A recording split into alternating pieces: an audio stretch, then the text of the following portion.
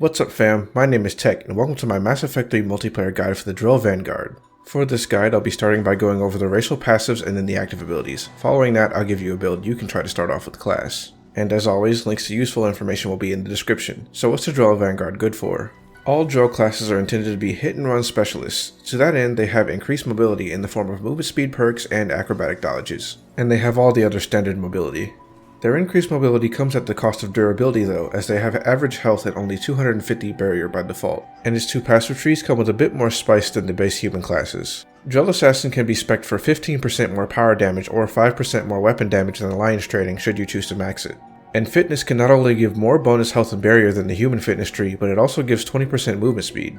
This will bring the class to 900 health and 450 barrier before any other boosts. Also, Drell have 15% lower weight capacity by default. Overall, this class is probably the most challenging one I've had to try so far. I struggle to see what it really excels at. So what makes it really challenging? Well, the Drell Vanguard's kit consists of Biotic Charge, Pull, and Cluster Grenade.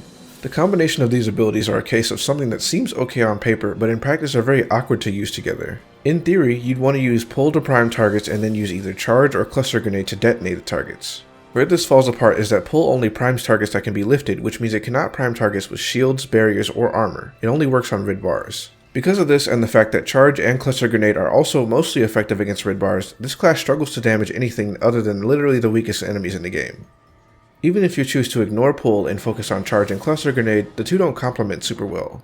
Charge really only does good damage against red bars, but it also does good CC against most units. And while Cluster Grenade is a pretty strong ability, where it really excels compared to other grenades is in detonating multiple combos quickly, while this class has one of the weakest primers in the game. In addition to that, using Charge will leave you at close range, which is not the most optimal range to use Cluster Grenades. You really want to be at mid or at least a roll away.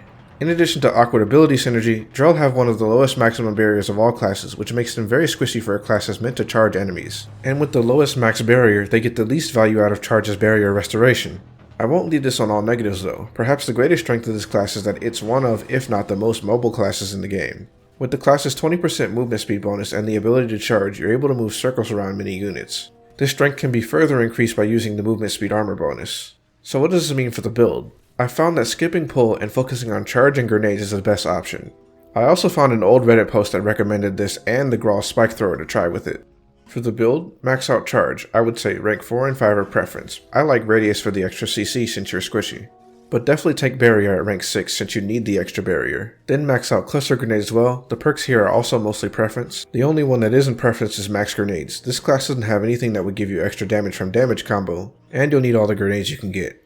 Drell Assassin is also preference. Typically, I just max weapon or power perks based on which I chose for Charge. With this build, you really want lower weight shotguns. If you don't have the Spike Thrower, then the Piranha or the Wraith are really good options. Since you don't have any inherent bonuses to shields, you can also do well with the Acolyte as a secondary. When you play this class, you have to unlearn traditional Vanguard mentality. Instead of charging whatever you see, you want to use Charge as a get off me / heal button and only use it when something's really in your face. Instead, you want to stay at a mid-range, while utilizing your great move speed to dip in and out of cover.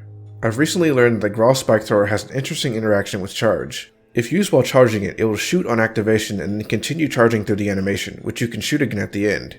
This combo can be pretty deadly based on the difficulty. The best ammo bonus to run with this class is probably Incendiary or Cryo ammo. Both are good against armor and can prime for their respective combos. Disruptor rounds are probably second best, as you don't have anything to deal with shields.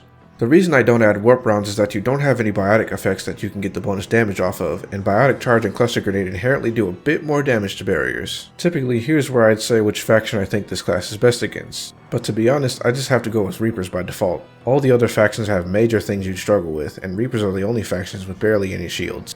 As a side bonus instead, I'll say which map this class is good on. In my opinion, this class is best on Fire-based Glacier. I really prefer mid-range engagements with a few long sight lines and lots of cover. Also, because the map is relatively small, enemies tend to clump up, which is good for Cluster Grenade. I think the best class to pair with this one is the one that can get rid of pesky defenses while priming for biotic combos. With that being said, check out my guide on the Turian Sentinel. Also, last week I put out a poll asking you guys what class you liked the most out of some options. N7 Fury was the winner, so that'll be coming next week. If you like this video, please drop a like so the YouTube algorithm lets other people know this game is still being played, and if you want to continue learning this game with me, I'll be making more of these guys in the future. Later fam.